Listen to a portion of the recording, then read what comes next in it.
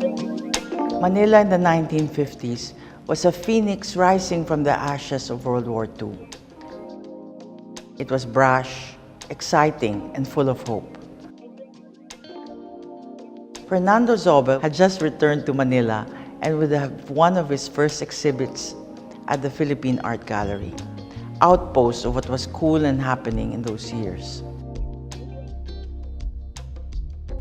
The amazing pink houses is from that very same age, bursting with the same energy and hope. In 1953, the Philippines would put together one of its most ambitious PR plans, the Philippines International Fair of 1953. It featured 10 foreign nations and 1 Miss Universe, the first ever in fact, and like her, the rest of the world and the Philippines would fall in love.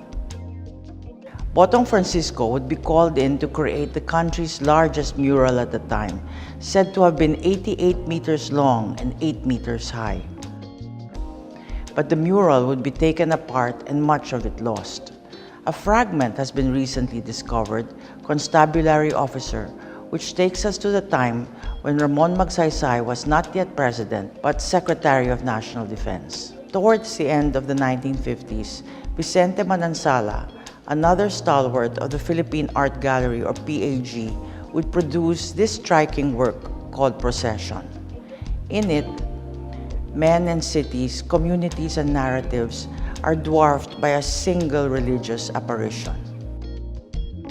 And in 1955, just a few years after Anita Magsaysay Ho would be the first woman ever to take the first prize at the Art Association of the Philippines defining competitions, she produced Egg Vendors. It was acquired by a friend of Ramon Magsaysay, architect Leopoldo L. Coronel Jr., who had married into the Elpo rubber family of Don Tomas Geronimo. Egg Vendors was featured in the December 1955 issue of This Week magazine of the Sunday Chronicle, alongside another renowned painting of Anita's called Tinapa Vendors. Egg Vendors is an almost mystical work about mothers and above all, about hope for the future that is quintessentially 50s.